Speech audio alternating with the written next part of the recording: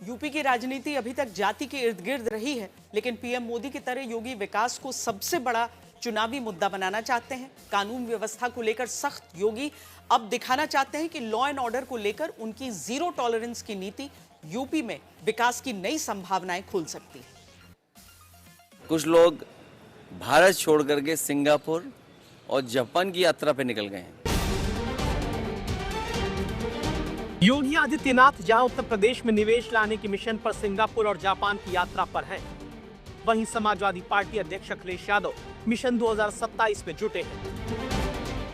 UP में जो चुनाव होगा वो 2027 का चुनाव नहीं होने जा रहा है, 2029 का चुनाव होने जा रहा है।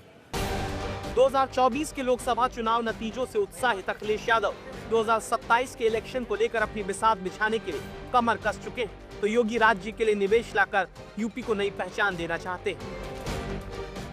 ये वही क्षेत्र है, विजन की बात है।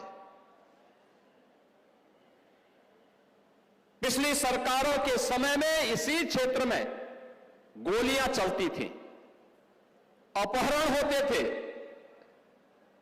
अराजकता और व्यवस्था का आलम किस कदर था कि लोग सूर्य अस्त होने के बाद घर से बाहर नहीं निकल पाते थे। और आज आदरणीय प्रधानमंत्री जी के मार्गदर्शन में, उनकी विजनरी लीडरशिप में ये जेवर न केवल उत्तर प्रदेश का बल्कि भारत का भी जेवर बनकर के उभर रहा है। अखिलेश के पीडीएफ फॉर्मूले के खिलाफ बीजेपी विकास पर दांव लगाती दिखती है, जिसमें विदेशी निवेश से लेकर लोगों की जिंदगी को आसान बनाकर रोजगार के नए मौके पैदा करने। मेरठ में जिस तरह से प्रधानमंत्री नरेंद्र मोदी ने अपने भाषण की शुरुआत विकास के काम गिनाकर की है, उससे साफ है कि आने वाले विधानसभा चुनावों में बीजेपी का जोर 2012 से 17 के बीच की अखिलेश सरकार बनाम 2017 से 2027 तक की योगी सरकार को लेकर होगा। बीते 11 वर्षों में देश के दर्जनों शहरों तक मेट्रो पहुंची, क्योंकि भाजपा सरकार देश की जनता को सुविधा देना चाहती है।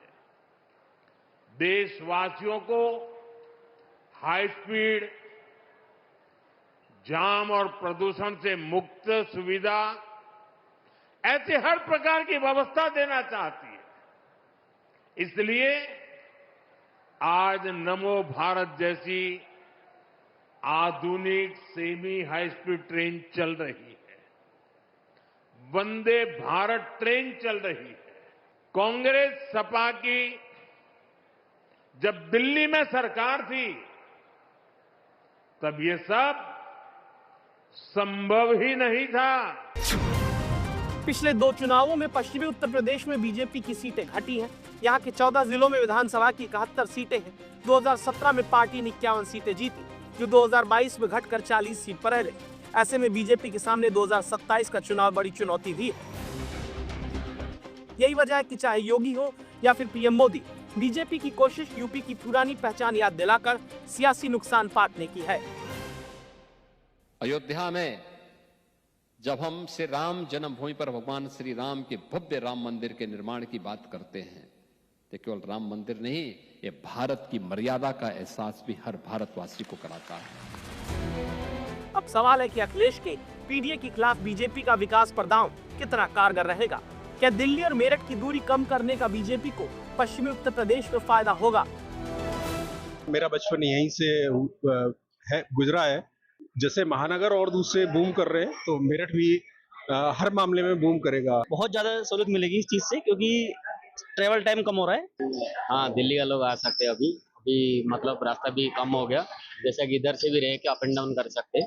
मैं पहले बस से आती थी फर्स्ट 3rd ईयर तक, एंड तब तक अराउंड 2 आवर्स लगते थे कश्मीरी गेट से आने में, but I guess around 1 hour लगा मुझे बस। काफी लेट खोला उन्होंने, लेकिन कहते हैं देर आए दुरुस्त आए, तो खुल के काफी अच्छा लग रहा है। 6-7 साल बाद स्टार्ट हुई है तो बहुत अच्छा लगा।